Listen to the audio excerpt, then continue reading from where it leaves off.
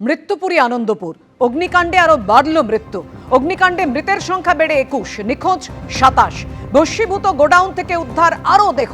কথা বলবো, আমাদের সঙ্গে সরাসরি রয়েছেন আমাদের প্রতিনিধি পার্থ প্রতিম ঘোষ।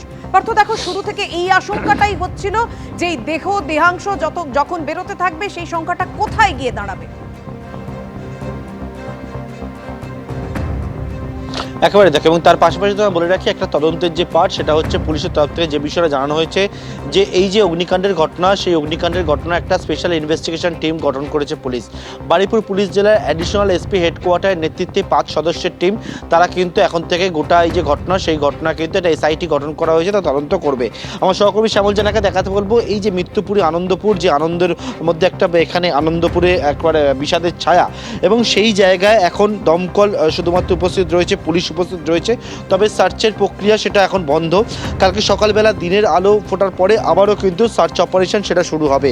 এখনও পর্যন্ত মৃতের সংখ্যা যেটা দাঁড়িয়েছে সেটা জানতে পারছি দেহাংশ মিলিয়ে 21 জনের মৃত্যু হয়েছে বলে এখনও পর্যন্ত প্রাথমিকভাবে মনে করা হচ্ছে।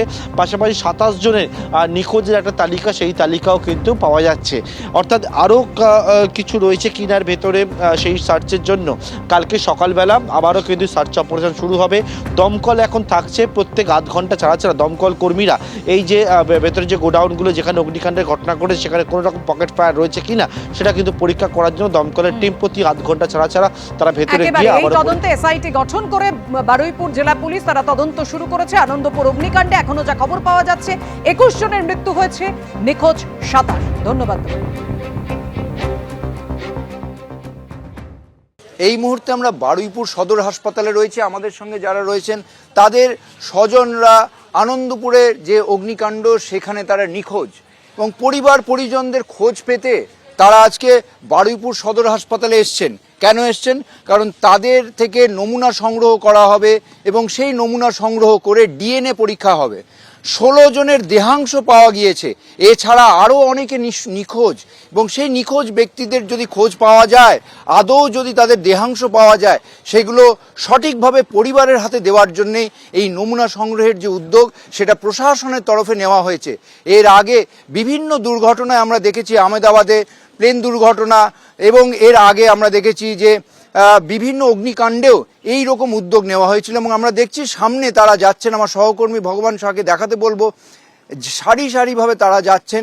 অসংখ্য পরিবার এসছেন, অন্তত 16 জন পরিবারের সদস্য তারা এসছেন এখানে। প্রশাসনের পক্ষ থেকে তাদেরকে উদ্যোগ নিয়ে প্রথমে নরেন্দ্রপুর থানায় নিয়ে আসা হয়, এবং নরেন্দ্রপুর থানা থেকে তাদেরকে এই মুহূর্তে বারুইপুর সদর হাসপাতালে নিয়ে আসা হয়েছে। এখানে তাদের শরীরের নমুনা সংগ্রহ করা হবে, এবং নমুনা সংগ্রহ করে তবে ডিএনএ টেস্ট করা হবে। এখন দেখার পরবর্তীকালে পরিবার পরিজনরা তাদের নিখোঁজ স্বজনের দেহাংশ ফিরে পান কিনা।